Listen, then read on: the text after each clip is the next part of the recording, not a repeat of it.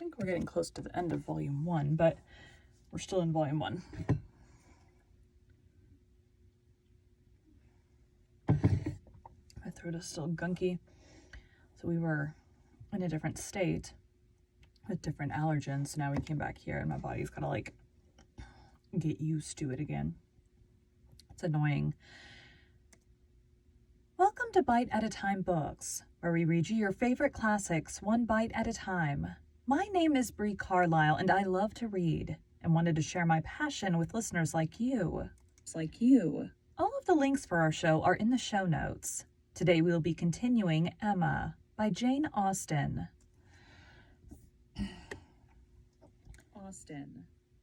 Chapter 13.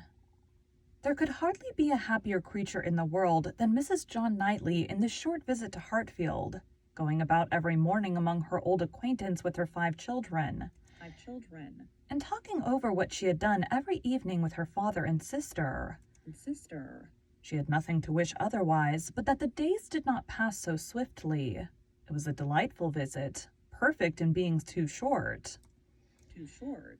In general, their evenings were less engaged with friends than their mornings, but one complete dinner engagement, and out of the house, too, there was no avoiding, though at Christmas. Mr. Weston would take no denial. They must all dine at Randall's one day. Even Mr. Woodhouse was persuaded to think it a possible thing in preference to a division of the party. How they were all to be conveyed,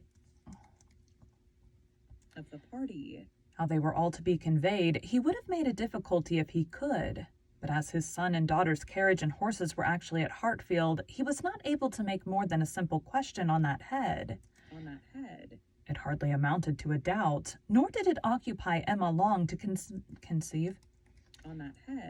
It hardly amounted to a doubt, nor did it occupy Emma long to convince him that they might in one of the carriages find room for Harriet also. Harriet, Mr. Elton, and Mr. Knightley, their own especial set, were the only persons invited to meet them. The hours were to be early, as well as the numbers few, Mr. Woodhouse's habits and inclination being consulted on everything. The evening before this great event, for it was a very great event that Mr. Woodhouse should dine out on the 24th of December, had been spent by Harriet at Hartfield, and she had gone home so much indisposed with a cold that, but for her own earnest wish of being nursed by Mrs. Goddard, Emma could not have allowed her to leave the house. Emma called on her the next day and found her door already signed with regard to Randall's. Oh, doom. Emma called on her the next day and found her doom already signed with regard to Emma called on her the next day and found her doom already signed with regard to Emma called on her the next day and found her doom already signed with regard to Randall's. There we go. She was very feverish and had a bad sore throat. Mrs. Goddard was full of care and affection. Mr. Perry was talked of, and Harriet herself was too ill and low to resist the authority which excluded her from this delightful engagement.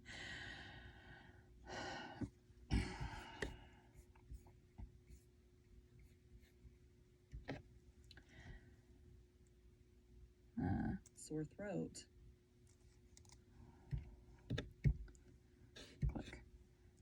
throat. Mrs. Goddard was full of care and affection. Mr. Perry was talked of, and Harriet herself was too ill and low to resist the authority which excluded her from this delightful engagement. Though she could not speak of her loss without many tears. Emma sat with her as long as she could, to attend her in Mrs. Goddard's unavoidable absences, and raise her spirits by representing how much Mr. Elton's would be depressed when he knew her state. And left her at last tolerably comfortable in the sweet dependence of his having a most comfortless visit, and of their all missing her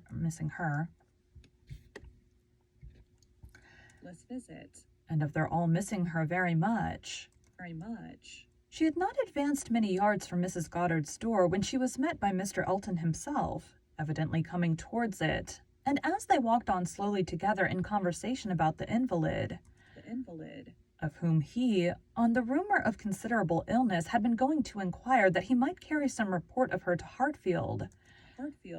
They were overtaken by Mr. John Knightley, returning from the daily visit to Donwell with his 2 eldest boys, whose healthy glowing faces showed all the benefit of a country run, and seemed to ensure a quick dispatch of the roast mutton and rice pudding they were hastening home for. They joined company and proceeded together. Emma was just describing the nature of her friend's complaint. A throat very much inflamed, with a great deal of heat about her, a quick low pulse, etc. And she was sorry to find from Mrs. Goddard that Harriet was liable to very bad sore throats, and had often alarmed her with them. Mr. Elton looked all alarm on the occasion as he exclaimed,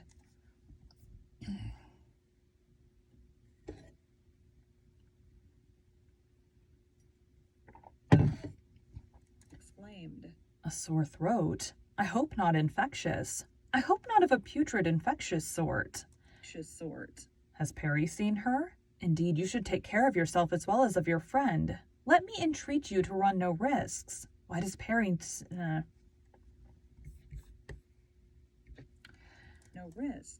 Why does not Perry see her?"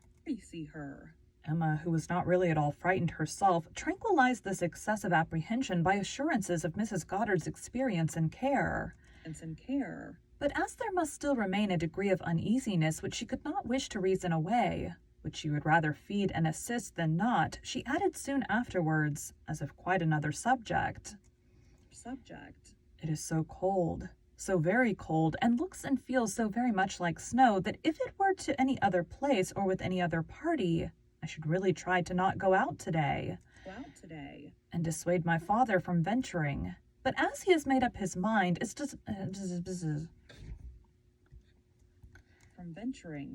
as he has made up his mind, it is... But as he has made up his mind and does not seem to feel the cold himself, I do not like to interfere, as I know it would be so great a disappointment to Mr. and Mrs. Weston. But upon my word, Mr. Elton, in your case I should certainly excuse myself. You appear to me a little hoarse already, and when you consider what demand of voice and what fatigues tomorrow will bring, I think it will be no more than common prudence to stay at home and take care of yourself tonight." Mr. Elton looked as if he did not very well know what answer to make, which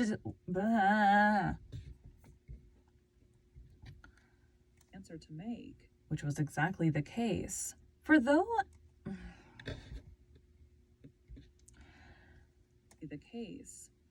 very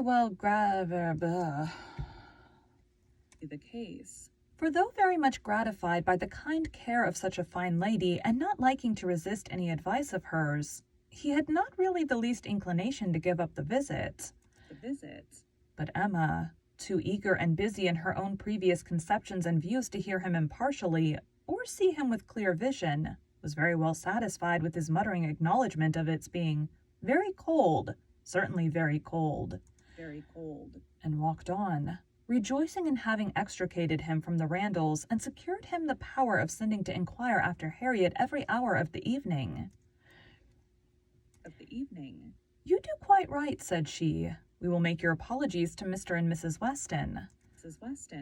But hardly had she so spoken when she found her brother was civilly offering a seat in his carriage, if the weather were Mr. Elton's only objection, and Mr. Elton actually accepting the offer with much prompt satisfaction. It was a done thing. Mr. Elton was to go, and never had his broad handsome face expressed more pleasure than at this moment. Never had his smile been stronger, nor his eyes more exulting than when he next looked at her. "Well," she said to herself, "this is most strange. After I had got him off so well, to choose to go into company and leave Harriet ill behind. Most strange indeed.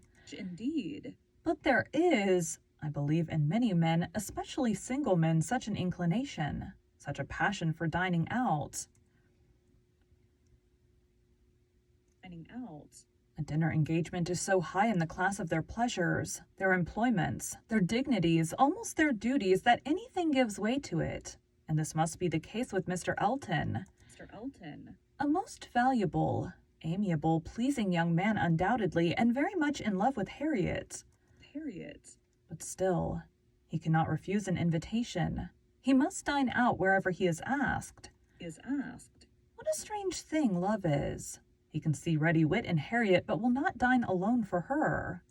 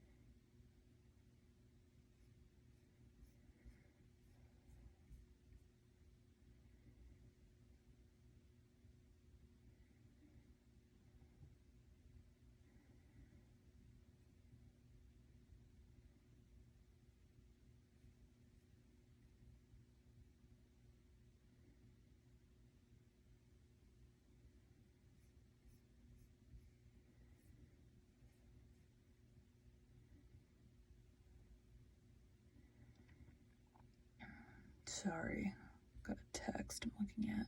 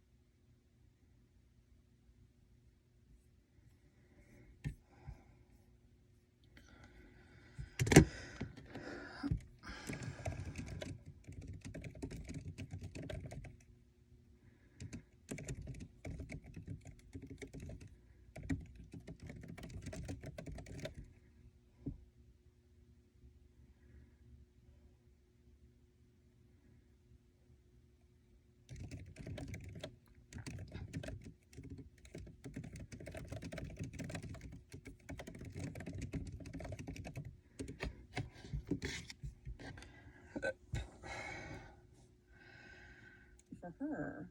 Soon afterwards, Mr. Elton quitted them, and she could not but do him the justice of feeling that there was a great deal of sentiment in his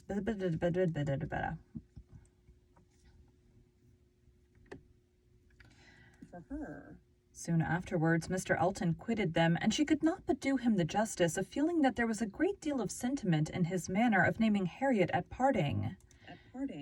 In the tone of his voice, while assuring her that he should call at Mrs. Goddard's for news of her fair friend, the last thing before he prepared for the happiness of meeting her again, when he hoped to be able to give a better report, and he sighed and smiled himself off in a way that left the balance of approbation much in his favor. After a few minutes of entire silence between them, John Knightley began with, I never in my life saw a man more intent on being agreeable than Mr. Elton. It is downright labor to him where ladies are concerned. With men, he can be... With men, he can be rational and unaffected, but when he has ladies to please, every feature works. Mr. Elton's manners are not perfect, replied Emma, but where there is a wish to please, one ought to overlook, and one does overlook a great deal. Where a man does his best with only moderate powers, he will have the advantage over negligent superiority. There is such perfect good temper and goodwill in Mr. Elton as one cannot but value. Yes, said Mr. John Knightley presently with some slyness. He seems to have a great deal of goodwill towards you. Me? She replied with a smile of astonishment. Are you imagining me to be Mr. Elton's object? Such an imagination has crossed me, I own, Emma, and if it never occurred to you before, you may as well take it into consideration now. Mr. Elton in love with me? What an idea! I do not say it is so, but you will do well to consider whether it is so or not, and to regulate your behavior accordingly. I think your manners to him encouraging. Encouraging. I speak as a friend, Emma. You had better look about you and ascertain what you do and what you mean to do. Mean to do. I thank you, but I assure you you are quite mistaken. Mr. Elton and I are very good friends and nothing more. Nothing more. And she walked on, amusing herself in the consideration of the blunders which often arise from a partial knowledge of circumstances, of the mistakes which people of high pretensions to judgment are forever falling into, and not very well pleased with her brother for imagining her blind and ignorant and in want of counsel. He said no more. Mr. Woodhouse had so completely made up his mind to the visit that in spite of the increasing coldness, he seemed to have no idea of shrinking from it, and set forward at last most punctually with his eldest daughter in his own carriage, with less apparent consciousness of the weather than either of the others. Too full of the wonder of his own going and the pleasure it was to afford at Randalls to see that it was cold, and too well wrapped up to feel it. The cold, however, was severe, and by the time the second carriage was in motion, a few flakes of snow were finding their way down, and the sky had the appearance of being so overcharged as to only want a milder air to produce a very white world in a very short time.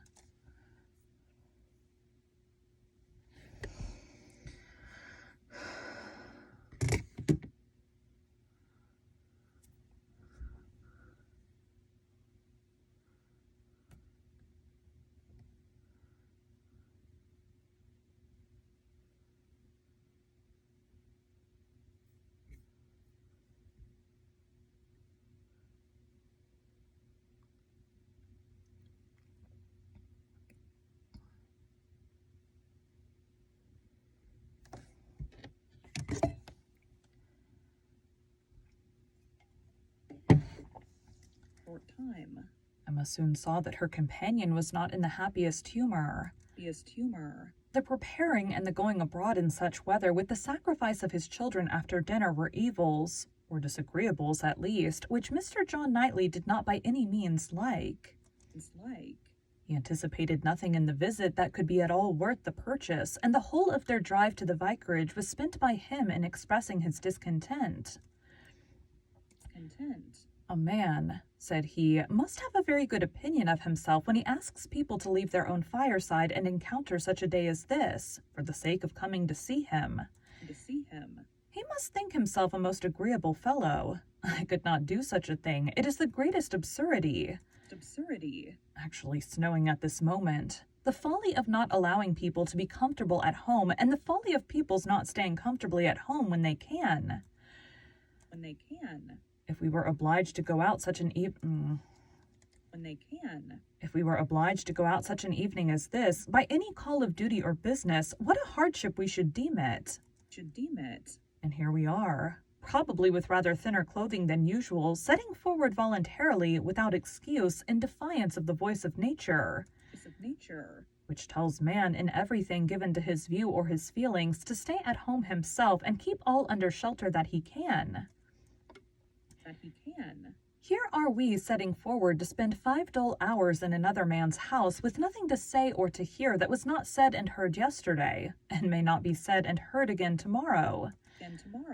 Going in dismal weather to return probably in worse. 4 horses and 4 servants taken out for nothing but to convey 5 idle shivering creatures into colder rooms and worse company than they might have had at home. Emma did not find herself equal to give the pleased assent, which no doubt he was in the habit of receiving, to emulate the "very true, my love," which must have been usually administered by his travelling companion. But she had resolution enough to refrain from making any answer at all. She could not be complying. She dreaded being quarrelsome. Her heroism reached only to silence. She allowed him to talk, and arranged the glasses and wrapped herself up without opening her lips. They arrived. The carriage turned, the step was let down, and Mr. Elton, spruce, black, and smiling, was with them instantly. Emma thought with pleasure of some change of subject. Mr. Elton was all obligation and cheerfulness. He was so very cheerful in his civilities indeed that she began to think he must have received a different account of Harriet from what had reached her. reached her. She had sent while dressing, and the answer had been much the same, not better. Not better. My report from Mrs. Goddard's, said she presently, was not so pleasant as I had hoped. Not better was my answer. My answer. His face lengthened immediately, and his voice was the voice of sentiment as he answered. He answered. Oh no, I am grieved to find. I was on the point of telling you that when I called at Mrs. Goddard's door, which I did the very last thing before I returned to dress, I was told that Miss Smith was not better, by no means better, rather worse. They're worse. Very much grieved and concerned, I had flattered myself that she must be better after such a cordial as I knew had been given her in the morning. Emma smiled and answered, My visit was of use to the nervous part of her complaint, I hope, but not even I can charm away a sore throat. It is a most severe cold indeed. Cold indeed. Mr. Perry has been with her, as you probably heard. Yes, I imagined. That is, I did not.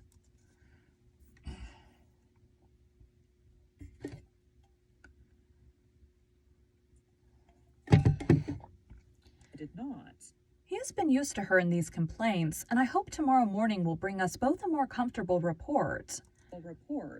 But it is impossible not to feel uneasiness. Such a sad loss to our party today. Dreadful. Exactly so indeed. She will be missed every moment. This was very proper. The sigh which accompanied it was really estimable, but it should have lasted longer.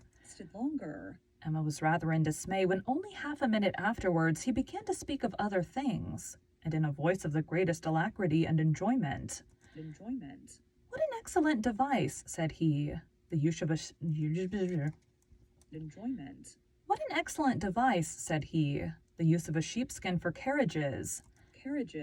How very comfortable they make it. Impossible to feel cold with such precautions.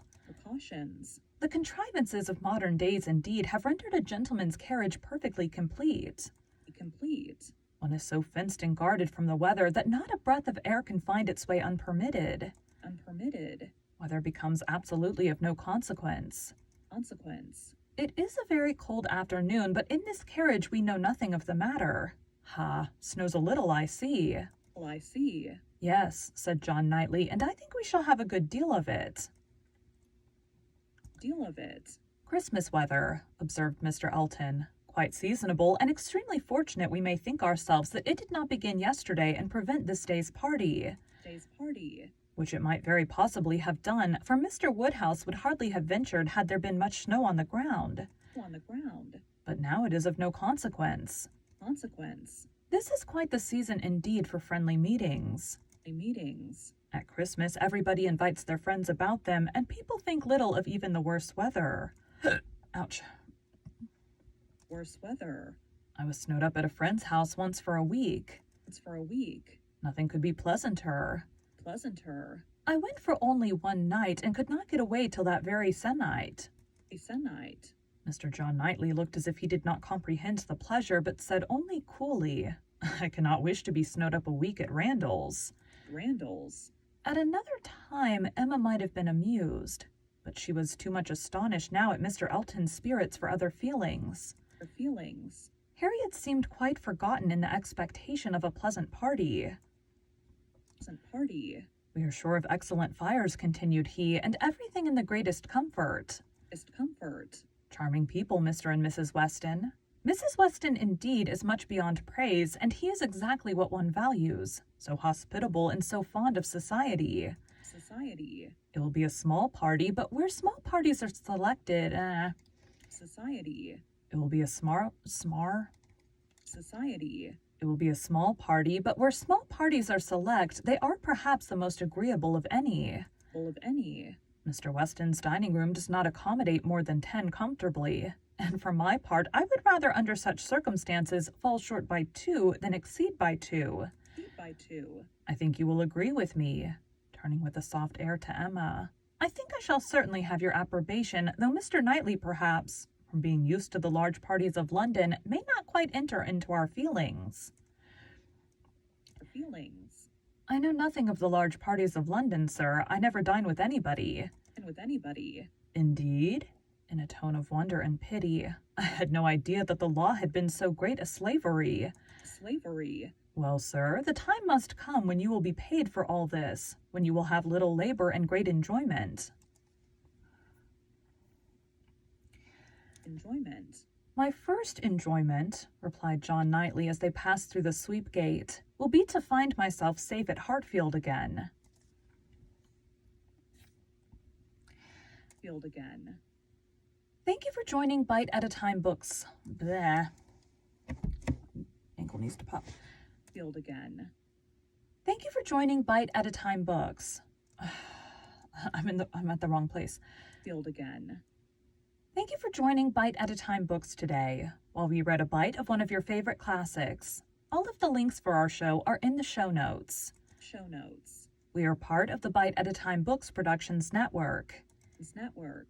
If you ever wondered what inspired your favorite classic novelists to write their stories, what was happening in their lives or the world at the time, check out Bite at a Time Books, Behind the Story, Tuesdays wherever you listen to podcasts. Again, my name is Bree Carlisle, and I hope you come back tomorrow while we take the next bite of Emma. That is it. Thanks, guys.